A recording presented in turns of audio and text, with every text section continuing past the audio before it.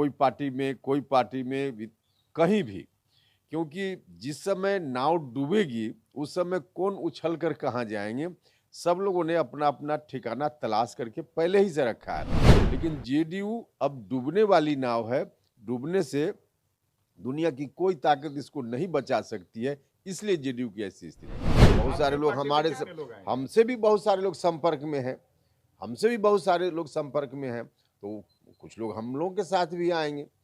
देखिए, जेडीयू के लोग तो हमेशा डरे हुए रहते हैं और उनका डरना स्वाभाविक भी है। जेडीयू अब बिल्कुल समझिए कि कुछ अंदर बचा ही नहीं है। जितने लोग आप देख रहे हैं जो नेता के रूप में है, बाकी नीचे के कार्यकर्ताओं को तो छोड़ दीजिए, उसमें अपवाद एकाध हो सकता है, उसको छोड़ करके सारे लोग कहीं ना कहीं अपना कनेक्शन लगा कर रखे हैं, कोई पार्टी में कहीं भी, क्योंकि जिस समय नाव डूबेगी उस समय कौन उछल कर कहाँ जाएंगे, सब लोगों ने अपना अपना ठिकाना तलाश करके पहले ही से रखा है। और ऐसा इसलिए कि लोगों को मालूम है कि 15 दिन में हो कि महीना दिन में हो कि 2 महीना में हो, लेकिन जेडीयू अब डूबने वाली नाव है, डूबने से दुनिया की कोई ताकत इसको नहीं बचा सकती है, इसलिए जेडीयू की ऐसी स्थिति है। देखते न रहिए, वैसे कहते कहते 2024 भी खत्म हो जाएगा।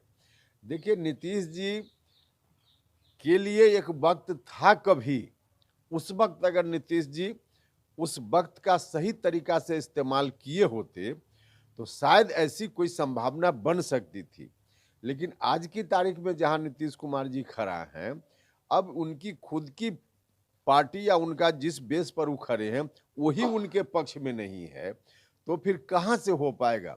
दिखाने के लिए कुछ ऐसा करते हैं ताकि जो ढहती हुई उनकी पार्टी है उनके लोगों को लगे कि कुछ हो रहा है, होने वाला है, इसलिए ऐसा करते हैं। वाकई वास्तव में कहीं कुछ ऐसा है ही नहीं, दूर दूर तक इसकी कोई संभावना नहीं है, बल्कि कहिए कि असंभव है। देखिए, मिलने के लिए तो आप भी ममता बनर्जी जी हों, केसीआर जी हों, या जहां भी चाहिए तो आप भी जाकर मिल सकते हैं।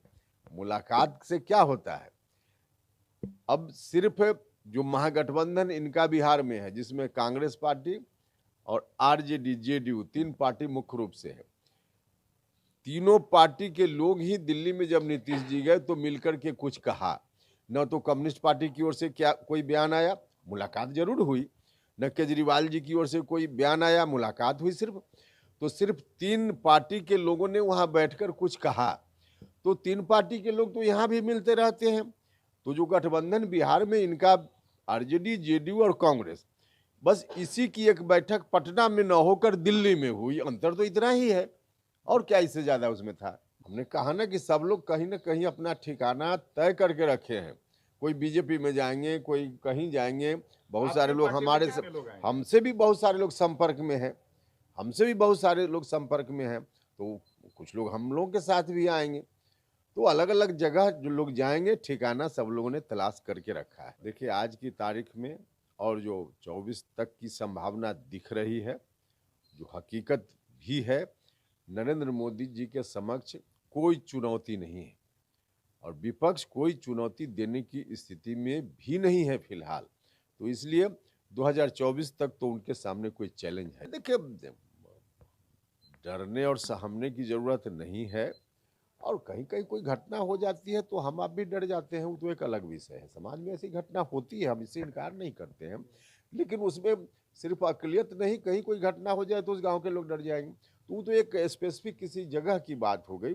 लेकिन मोटे तौर पे थोड़ी समस्या भी है, तो समस्या कोई आज की नहीं है, समाज की समस्या है, तो समाज इन समस्याओं से निपटेगा, उस तरह का समाज हमारा बने, इस बात के लिए हम सब लोग प्रयास में हैं और रहते हैं, रहना भी चाहिए। तो वो एक अलग विषय है, लेकिन ये ऐसा बड़ा विषय नहीं है जिसको लेकर कोई 2024 से उसको जोड़ कर देखा जाए। देखिए, नीतीश जी खुद ही एक तरह से कहिए कि सिर के बल आज खड़ा हो गए।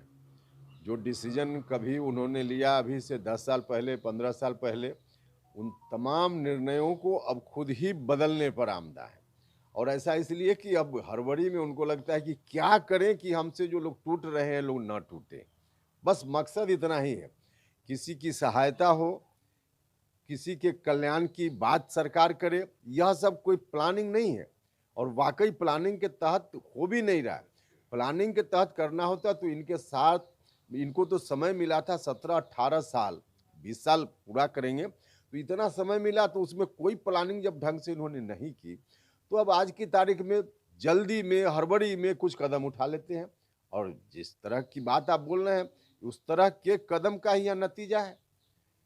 वरना बाकी जो गरीब लोग शराबबंदी कानून के चलते परेशान हैं, शराबबंदी अपनी जगह ठीक है, लेकिन जो गरीब लोग परेशान हैं, अधिकांश तो गरीब लोग ही जेल में बंद है, परेशान है, उनकी समस्या पर भी सरकार को ही चिंता करनी चाहिए थी। बार बार कहने के बाद भी सरकार की ओर से कोई चिंता नहीं। अब जाकर के कभी कभी कुछ ऐसा निर्णय सुना देते हैं और बाद में पता चलता है इसकी कोई प्लानिंग नहीं थी। तो सच में कोई प्लानिंग नहीं है।